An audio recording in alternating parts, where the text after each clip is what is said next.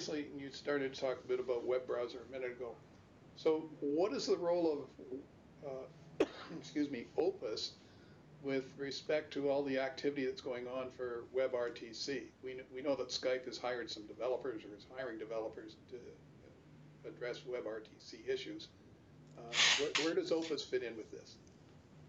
Yeah, so WebRTC and RTC Web. So RTC Web is the IETF effort, and that's the goal of that standardization effort is to end up with something that can be adopted by the web browsers, and that's a separate part or a separate effort by the IETF as standardizing Opus.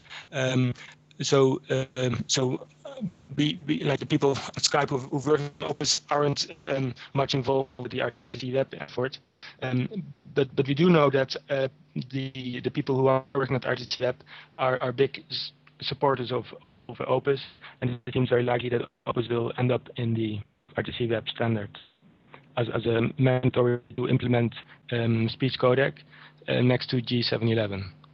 Okay, so in other words, basically it becomes part of the WebRTC standard, you hope? Yeah, yeah. I think that will happen, yeah.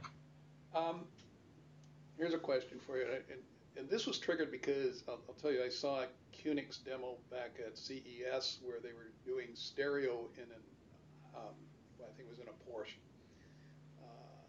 And the thing that hit me then is how, you know, you're talking to me now on a single channel headset, and I'm talking to you, I'm actually talking to you on a speakerphone that's supposed to pick up from all directions, but anyways, it's the Yamaha. And the thing is, when you talk about stereo in Skype calls, do we really need it? Yeah, that's a good point. So I think, let's say in the call we are having right now, probably it wouldn't make a big difference. But let's say if you on your side or me on my side, we would be not having just one person, but a few people sitting around our laptops, then actually it would make a big difference.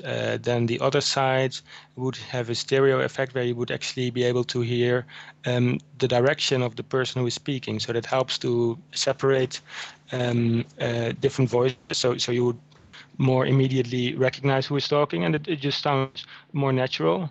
That same example holds true, especially also in the living room when Skype is running on a TV and there's a few people sitting in front of the TV, and in that case it would be really nice for the other side to have the stereo effect of hearing who is talking. That just makes it more natural. And I think even in a one-to-one call, I could imagine it might help to separate background noise from the voice. So if somebody's sitting in a noisy environment, maybe like in an office or in a noisy, like a bar or something, I think having a stereo effect might still be useful. Okay. I guess, and that in a way ties in with the 2 and 4 microphone Skype for TV setups and so on too, I guess. At the moment, the microphone or the multi-microphone is just a beamformer, so it doesn't generate stereo. It's still a mono output, but you never know what we're going to do with that in the future. Right. Okay. What does Opus do with respect to sort of network bandwidth demands? I mean, does it have the same or lower bandwidth requirements than current Skype calls, or is there any impact? Yeah, so the impact is small for the current Skype calls in the sense that the modes that we'll be using for Opus, let's say for the same audio as we're having now, will run at the same bitrate as we would have with CELT, very similar. If we go to higher quality like stereo and full band, then of course the bitrate will have to go up a little bit, but it isn't a huge increase. So I guess maybe, let's say in the highest quality, I don't know, there could be like a 30% bitrate increase, but we think that that the impact on the quality would be worth it. If we think that there isn't enough bitrate available on the network, then we just scale back down to give a similar experience as we had with CELT in the past. Yeah. And you talk about having 3 modes of way the Opus works, and I assume that that auto adjusts to the specific conditions of the conversation. That's a good point. Actually, right now it's a setting in the API. So at the moment, you would have to manually, or well, not manually, but the application would have to control the mode, so the application would have to kind of specify essentially whether it thinks the input signal is voice or music. I know that Jean-Marc Vallin has been working. He's as you know, one of the co-authors of the standard. He has been working on a music detector, which would more automatically do a classification of the input signal, and depending on whether it thinks it's music or speech, it would choose the mode more automatically. But that's not part of the standard. So it's that really up to the endpoint to determine which mode is used when. Yes, that's correct. Okay. And so one of the minor complaints I hear about Skype is sort of the time lag delay sometimes. I don't hear it, but some people apparently do hear a bit of a time lag delay in Skype calls. I assume the Opus Codec, from what I was seeing, helps to address that. Yes, well, so when you're making a Skype call, a lot of the time delay is not related to the codec, unfortunately. So we cannot really fix it. First of all, when you're really far away on the planet, the internet doesn't it doesn't even go as fast as the light, and even if it would go, that would still incur a noticeable time lag. And then there are other aspects, like when you're on a Wi-Fi network, it can also happen that adds extra delay and other network elements that are outside of the control of Opus.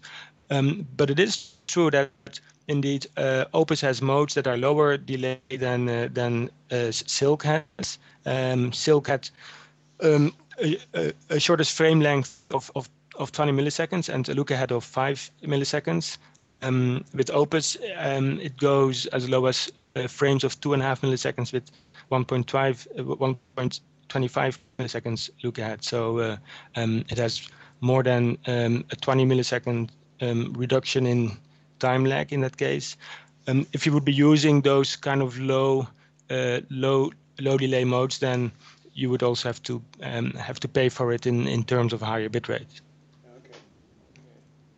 I guess a final question relates to the Opus is purely an audio codec, and I would assume it complements things like H.264 and VP8 or VP7 for video. Yeah.